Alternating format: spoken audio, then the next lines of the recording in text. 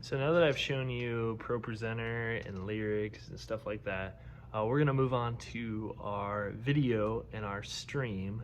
And so what we got here is our ATEM Mini switcher. The ATEM Mini switcher has like 4 different HDMI cables plugged into it.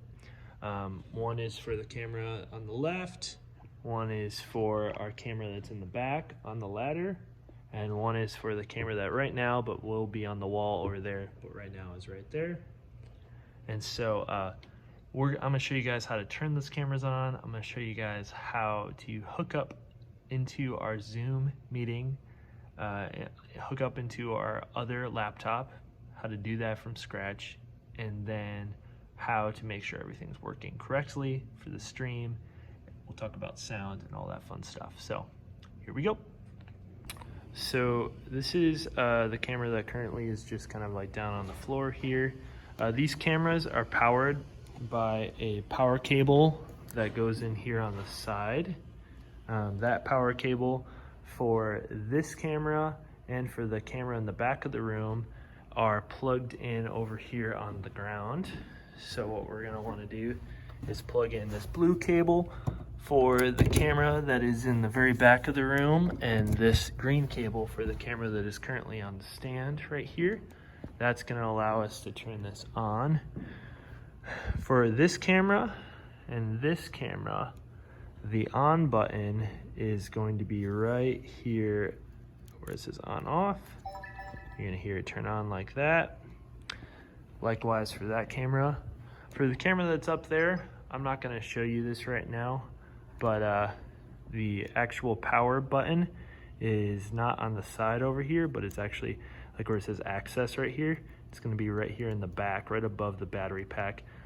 I have to get on a ladder to do that, turn that one on, and you will too if you're gonna be turning it on. But just know that it's the power button for the one up there is right here above the battery pack, and for these two, it's right there. So this is my computer that is gonna be running our ATEM switcher. So what you're gonna wanna do is get this plugged in.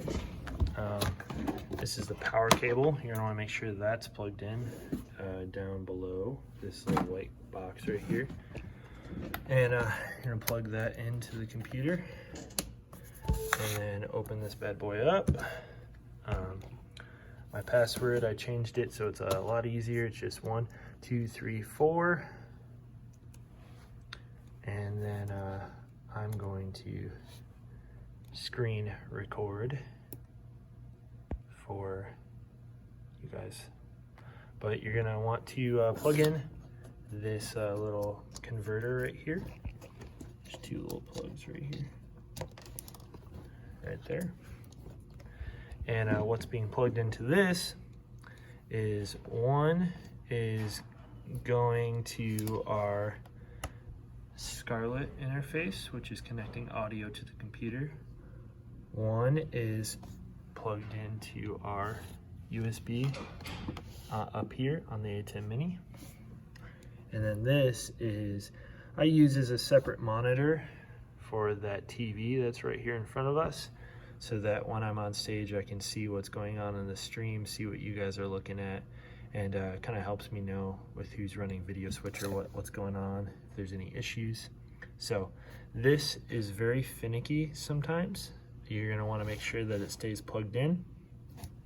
You'll know that it's working if the Scarlett interface is green right there, because this computer powers the Scarlett interface, and if it's not plugged in right, you'll know that's a dead giveaway.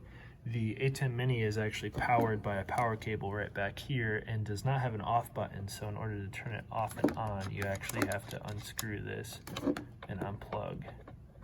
So just a note on that, but the Scarlett interface is a tell to let you know that this is working, connected, and I'll have to show you how to fix Propresenter now. So funny little thing. Propresenter is finicky sometimes, so when I just unplugged the ATEM Mini, it made it so that when I am clicking this output button, it makes this screen black instead of a projector screen black. common problem, very easy solution. Restart Propresenter. So right click on Propresenter, quit, then click on Propresenter to open it again. And as long as the splitter is right, everything's set up right, then it will, when we click, it already went black. You'll know that the output is going to that. When this is green, it always opens up to this funny screen here. Yeah, so side note, that happens. If you ever unplug that, it's gonna mess up this, and you're gonna have to restart Propresenter to get that up and running, and make sure that everything's plugged in right. All right, so now we're going to move on to talking about how do we connect our video switcher and audio from the soundboard to our live stream on Zoom. So what we're gonna wanna do is open up Zoom. We're gonna sign into my account on here. You can do this anytime you're using my computer by just clicking the Facebook thing, because I connected it that way, because that way we don't have to type in anything. We're gonna start a meeting here to just get things going. And as you can see, it's already connected to our switcher, which is good. If it wasn't showing that, first you'd want to do is check to make sure that this is plugged in correctly, that this is powered, and that it's not just on a black screen on number 4, which is our Propresenter screen, okay? So don't freak out if you see a black screen, because most likely it's just on 4. But if it's not showing that, how you can check is go to the little icon next to the video icon here, click the up arrow, and it should show Black Magic Design. If it does not show this, that means that it's not connected, which is most likely a connector problem. And so unplug this adapter, plug it back in, check to see that all the USB ports are connected on the ATEM and also on this port. But we want it to be on this top one that's for 60 frames per second, because that's going to be the highest quality video that we got. And so that's as simple as it gets on that end of things. Now the other side of it is the audio. So we're taking video from our ATEM Mini, and we're going to be taking audio from the Scarlett interface, okay? We're also going to be taking, there's an aux cable right here that is going to be going into the headphone jack of the computer. So that headphone jack is going to be going to our soundboard, and we'll talk about why we have that hooked up later, but it's how we're going to actually pull audio from Zoom for any students that are going to be doing live interactions with us. We'll talk about that in just a little bit. So to make sure, you want to make sure that Scarlett interface is hooked up, that the headphones is our speaker, that the Scarlett is our microphone, and that Blackmagic is on 60 frames per second for the highest quality video. So that's all it is to really hook this up. You'll be running the meeting with this button, pretty simple to get all the camera angles. Over on the ATEM, right now we have it set to cut, and I like to actually have it set to auto, because what's going to happen then is there's a couple of number options here, the duration options. That's going to create a natural cross dissolve between the two different videos. So I like to have that at about 1, maybe 1.5 for a slow song. Just, you know, creates a cool buffer between, as opposed to a cut that's going to be real dicey and not look as clean. So it's an option there.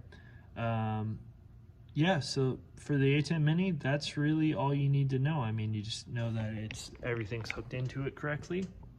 And so the next thing we're going to do is we're going to talk about how do we get the lyrics. We see the lyrics right now that are on the projector. How do we get those down here on the bottom of the screen? We can see that our fourth input is coming from the Propresenter computer, and it's sending lyrics right now, but how do we get that over top? I've showed a couple of you guys this. It's very, very simple, but I'll show you. You're going to go to the actual ATEM software, which acts as a virtual controller. So you're going to click over here, ATEM software, or you can command spacebar and search ATEM. It's going to be the first thing that comes up. But click this little ATEM software button.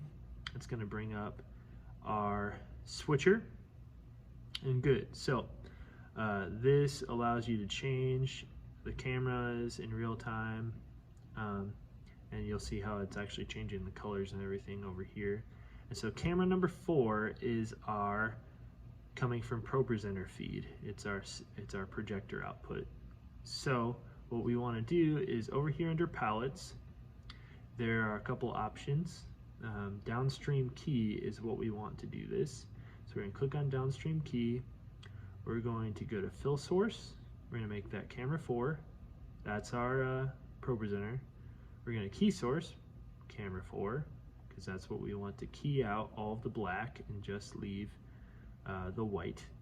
And then once we have that set, we can click this pre-multiplied key to change things once we turn it on. But more than likely, this is exactly what it's supposed to look like. And all we have to do to overlay is click on air.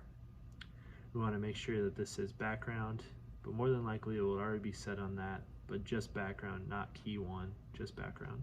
And once we turn this on air and we go back to our Zoom meeting, we're going to see, ta-da, it is on screen over top now. So as we're running the meeting and running worship, I'm going to go over here now and I'm going to click through all of the different words that we're going to be doing for lyrics and doing that. So that is literally all it takes. When we go to black on Propresenter, a black slide, it's going to take away everything. And so during transitions of songs and everything like that, we're going to want to go to black and just have it be the video feed. So it is that simple, literally, to add the video over. As long as this on air button is on and the fill and key sources are set to camera 4, it's going to do all the work for us. We can adjust this to make it look a little bit better. I think that probably will make it look a little bit more clean. Yeah, that's good. So that is all we do to do that. And then to turn it off, we just go back to this on air button over here, turn it off, and voila, it is now back to making number 4 the fill from Propresenter, but it is not overlaying number 4 as a fill source anymore. So all we need to do now is that's all we would have to do. And then during the message, if we were bringing up announcement slides or something like that, and we wanted to, fill the screen with some sort of logo or video, then all we do is click on number 4. It's going to bring up what Propresenter is sending, and that's what is being shown on the projector right now, and that's all we have to do in order to get that up there. So pretty simple. You can press clear all on Propresenter to take off and make everything black again, but pretty simple process. All right, so now we're going to talk about audio. So the way that our audio is set up is the stream is sending everything out to the Scarlett interface, which is this nice red little thing under here, our Focusrite Scarlett interface. And what we have plugged into this interface right here is, one, we have our headphones, which I am currently wearing, and we have plugged into the first input a cable that is running to the back of our soundboard into an auxiliary channel. Auxiliaries are basically just monitors. We don't use monitors because we have an in-ear system that we use here for the band to be able to hear themselves and hear the click and everything. So our auxiliaries are not being utilized at all. So we're using them as a monitor for what is going to our stream. So really simple setup. So on our board, there are our faders, right, that are, everything is currently muted, right? And then we have our faders that are bringing up and down all the audio, but those do not affect these faders do not affect what is going into our stream. It could be pulsatingly loud in here, but what controls what is going through the stream is this first row of auxiliary channels. So when we turn this up and down, that's deciding what is going into the interface, and then said is going in to the live stream. So if we turn this all the way up here, it's going to blow out the live stream and make it absolutely nuts. But, so right now I'm going to launch a video, a countdown video that is currently playing up there. I'm gonna select on the switcher, number 4, so it's also on our screen right here. And this has audio to it, because it's like a little countdown video. I'm gonna turn on the audio and the sound system for just a sec so you can hear that. But what is actually coming into the stream is all determined by the little auxiliary right here. So if I turn this way up, it's gonna like, yeah, so if it's really hot, it's gonna go red and orange to tell you this is way too loud. So the music is always gonna be kind of simple and like down here, right?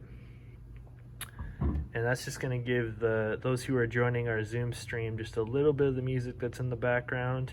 And then if I wanted to, I could turn on this microphone and talk into the stream, and unmute myself right here where this microphone is, check.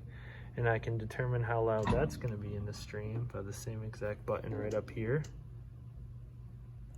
And I can also put it in the house, so you can hear me talking in the house, but also whatever is coming through the auxiliary is gonna determine how loud that is and if it's too loud or too soft. So the game of mixing is to be mixing everything that's in the room while also mixing in the headphones everything that's going in the stream.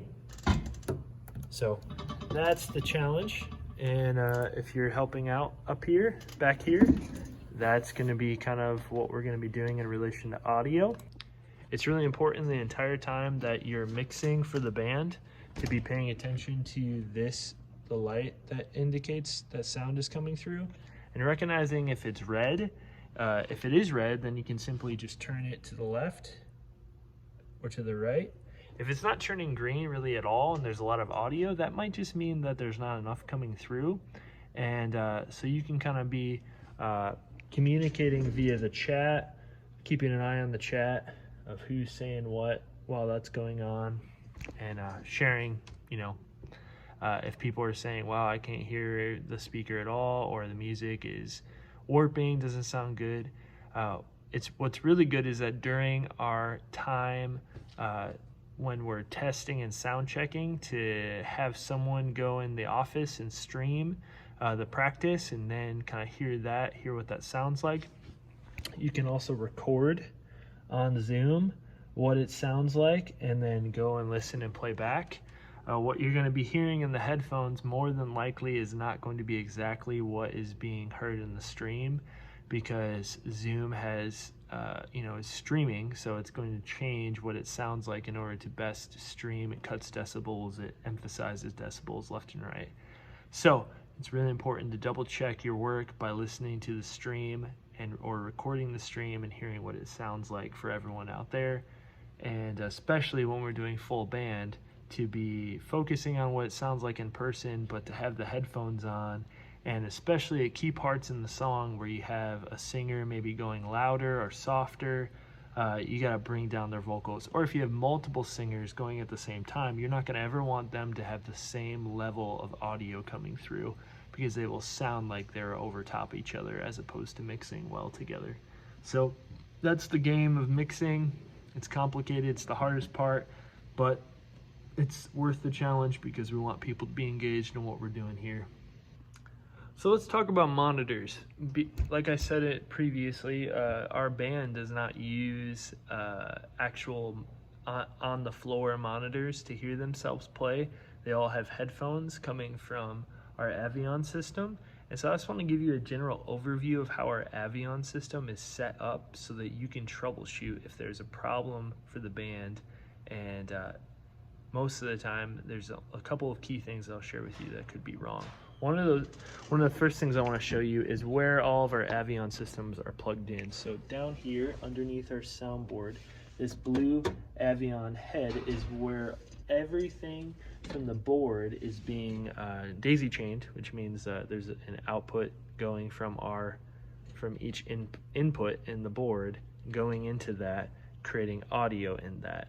So each channel of the Avion head down here represents and is equal to the channel that's above. So down here where it says 1, that's 1 on the board. So as you look, if everyone's saying, man, I'm turning up the guitar and my ears all the way, and it is not, it seems like it's a whisper, then you can come down here and wherever it's plugged in, turn up and down these knobs. Most of the time they're gonna sit at 12 o'clock, meaning right straight up, but there might be sometimes where something just needs to be bulked up a little bit. So that is where that is, and if nothing is coming through the Avions, it has notoriously happened during youth group where this power button is shut off, and so check that, make sure that it's not off. All of the Avion heads are powered by separate power cables. Each of them have a power input on them, and you can power the heads by plugging the head directly into the wall.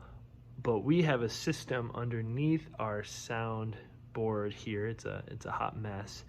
We have a system that's a blue box down there that you can see. On one side there's a bunch of lights, on the other side there's a bunch of cables plugged into. I don't know if you guys could actually see that, but one side is the power for the Avions, and the other side is Cat5 cables running out of them into a snake, which you can see right here, that is running up along the ceiling all the way to our stage. And so that we have 3 Avion cables that are run all the way to the stage, and then run from here down underneath the stage. You can see the cables running out right here. We have 3 that run under the stage and are fed all the way out to right here in the front. You can see where the Cat5s are coming out. So those 3 will not need a power adapter in the front of them. As you can see, this Avion head is plugged in by one that's coming out of the front of the stage, and you know that it's powered because lights are on, but also you know that it's working by the A-net active cable. If this is not green but there's power coming through, that means there's a loss in connection, and I would check back there underneath the soundboard to make sure that it's plugged in correctly. Or you might have tried to chain the feed together and it's not working. So what I would do is these front 3 singers are all going to be taking up the Cat5s that are coming out of the front of the stage, and then any other head that's on the stage is going to be powered by an actual adapter. The adapters go right into here, into the DC power adapters, and then a cable is going to go into the in from the out of one of these powered ones. That's going to send the signal. So for instance, this Avion head right now is powered because it's plugged in, but you can see that the A-net active adapter, or A-net active light, is not green. That's because there's no input coming from the other heads that are receiving the information from the Avion head underneath. So you're just going to make sure that cables come from the right place, that there's a power cable in each one, or in the ones that are being daisy chained, and that that you're not chaining too many together. You can only chain one with one. You can't chain, like we can't chain all of these up here together. has to be like this one right here being chained to that one over there being chained to that one. It can't be like all of them together because it can only send feed to 2. So I hope that makes sense. I know that was a little bit confusing, but I'm doing my best here trying to help you guys. So I hope that helped.